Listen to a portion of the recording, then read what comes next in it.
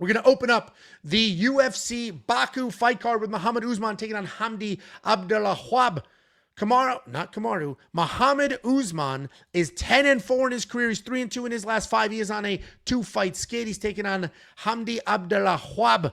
He is 4-0-1 in his entire career, which means he's 4-0-1 in his last 5. He's coming off that controversial win over Jamal Pogues. We all know Mohammed Usman by now. He's not great at fighting. He's just not very good at fighting. He's a high-level athlete. He competed at a very big stage in college and football. He's got speed. He's got power. He doesn't really have that clean fight technique, but he's improving. He's putting in the time. He's putting in the effort. He's got some cardio. So while he's not great at this exact sport, he is an athlete that is putting in the time, putting in the effort, and that has afforded him some wins at this level. He is coming off that loss to Thomas Peterson, where he was just kind of a step behind. He's taking on Hamdy Abdelwahab. On paper, this guy is an Olympic wrestler. Not just Junior Olympics, real Olympics, 2016. In real life, in execution, he's kind of short. He's a little bit fat. He'll wrestle early and then he'll get tired and stop. And that's what we saw in his last fight. That's what we have seen in previous fights. He has been given sort of easy matchups. He's been given fighters that can't really defend takedowns. He's been given fighters that he can dictate where the fight goes. And considering he's an Olympic wrestler, he should be doing a lot more of that. He's technically undefeated. You'll see that there's an 0-1 in there. That's because he's a straight-up steroid user. He used the steroids. They caught him using the steroids. They suspended him. They overturned that win. Since then, he came back, and he's coming off that win over Jamal Pogues, where, frankly, kind of an interesting scorecard. He won that first round and then just stopped wrestling, even though the wrestling is what got him that first-round win. A lot of people feel that he got a gift decision in his last fight. I am kind of one of those people. I don't fully disagree with that breakdown. I think Hamdy didn't do enough to very cleanly win that fight. The first round was straightforward. The next two were not. He just basically entirely stopped wrestling. He got tired. He turned into a human speed bag. His head was getting hit up. He was getting punched. And on paper, you would say, okay, the Usman brother isn't great. We have an Olympic wrestler on the other side. This should be clean cut, but it's not because, as I mentioned, Hamdy gasses, Hamdy slows down, Hamdy stops using wrestling. Mohammed Usman is big. He is strong. He is fast. He's got good striking. That's in air quotes. So I'm going to pick Hamdy here because that first round will be his. He will win the first round without a doubt because he does have enough cardio in the first. He does have the rest. So he's going to win the first round. We just need him to win one more round of the next two.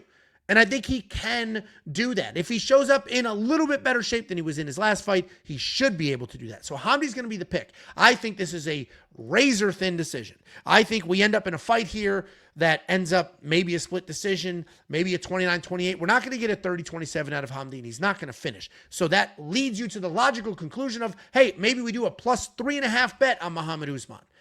And I went to go place that bet, and it was minus 200, which means the sports books are on to it too. Hamdy's going to be the pick. I am not spending any money on this dude.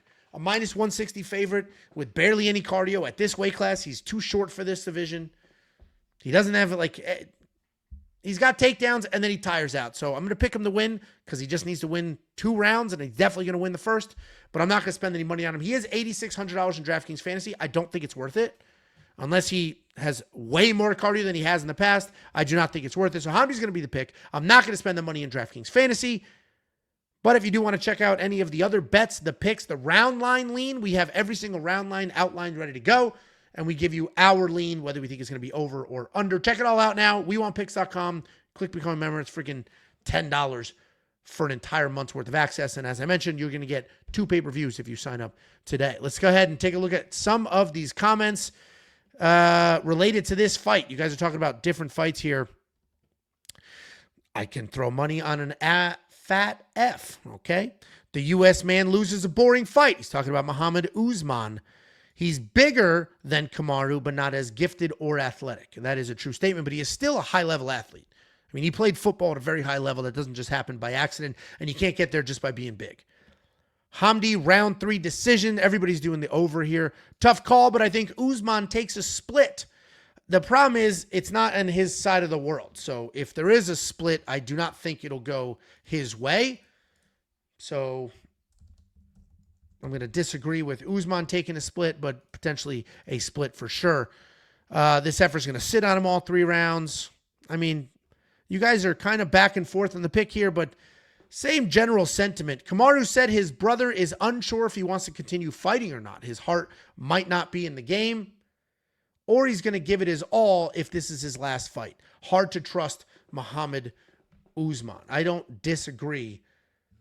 Let's go ahead and move on.